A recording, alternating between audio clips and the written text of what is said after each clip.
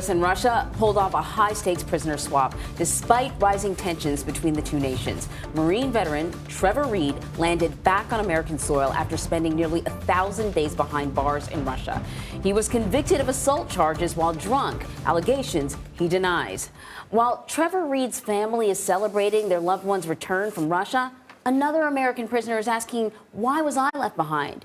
Paul Whelan has been imprisoned in Russia since 2018 when he was arrested on espionage charges. A judge convicted him in 2020 after a trial held behind closed doors. That day, Whelan held up a sign in court that said, "Sham Trial." His brother, David Whelan, is here now to talk a little bit more about his family's efforts to bring Paul home. David, thank you so much for joining us right now, because I know sometimes with these conversations, families don't know if they should be drawing more attention to their loved ones. That's right. And whether or not it's going to make things worse. So I know sometimes, you may be taking a risk. Listen, when I heard about Trevor Reed being released yesterday, the first thing that came to my mind was, does that mean there'll be more? Who else is next? And I thought of your brother. Tell me what you thought and felt when you heard about Trevor's release. Well, I'm wishing now that I had thought about whether more people would be released. I was so focused on Trevor's release that I was thrilled for the Reed family, and obviously disappointed for the Whelan family. It was a mixed bag of emotions. Yeah. Now, we know President Biden said in a statement yesterday, quote, "We won't stop until Paul Whelan and others join Trevor in the loving arms of family and friends." What is your message to the president, and are there any plans to meet with him like Trevor Reed's family did earlier this month?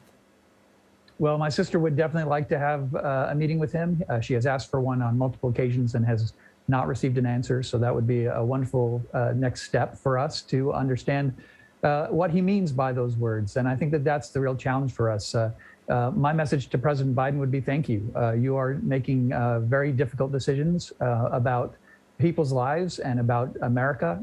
You're taking risks about bringing an American home and essentially laundering the injustices of Russia by trading a prisoner in the American prison system back.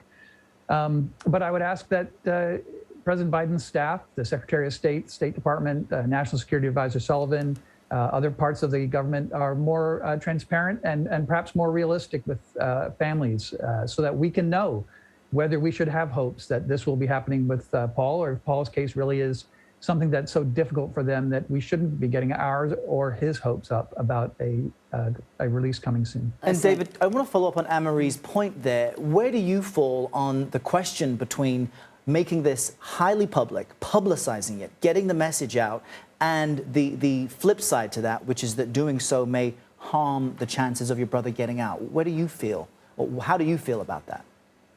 Well, unfortunately, we didn't really have an option. This was our first time as a hostage family, and when you're thrown into it, usually there's a deluge of media the very first day, and if you don't choose to not engage, then you really are broadcasting and amplifying. And I guess you could always withdraw at that point, but in the very first couple of days in Paul's case, we decided that it was more important to advocate because if you don't, then you really don't have a sense of whether the government is working on your behalf or not. And I know that different families are making different choices, and I think that there's not a right way, but I think we are all in the same boat, which is that it is not clear what the U.S. government is doing for our loved ones, and it would be better for us to have a realistic sense of what that is, so that we can manage our own expectations and the expectations of our loved ones. Yeah, you had said, so you know whether or not to have hope. I think you should always have hope.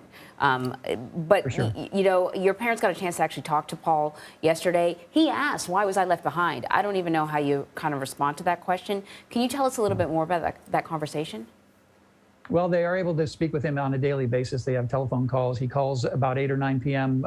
Russian time and speaks to them about noon in Michigan. And sometimes it's just, how are things going in the prison? How are things going back at the farm with the dog and the village and things where my parents live?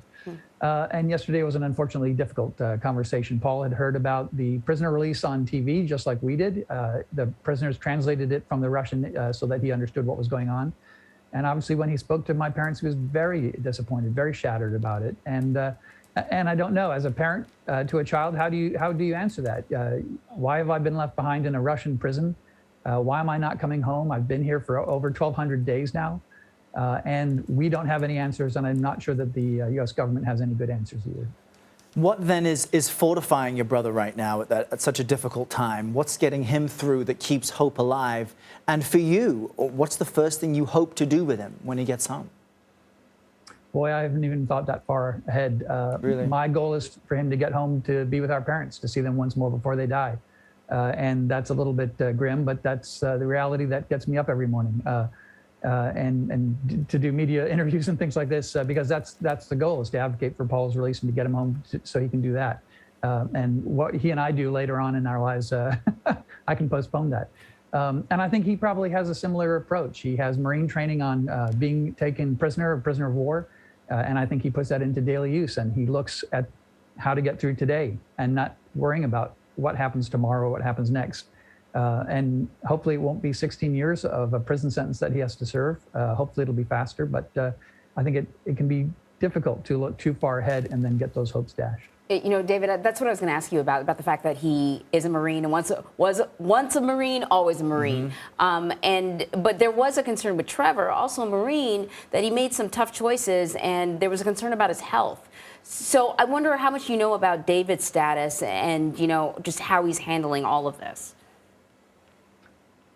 Well, I think Paul is in a Russian labor camp, and so there are limits to what he has access to. And that's a difficulty for us to support because we don't have bank accounts or friends or anybody we can trust really in Russia who isn't an American.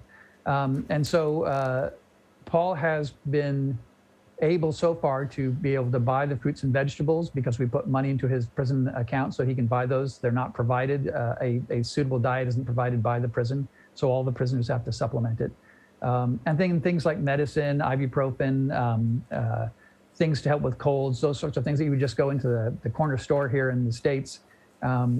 He has to buy those as well, or we have to get them to him. So the U.S. Embassy staff have done an amazing job now for over 3 years, making sure that he has access to those sorts of things.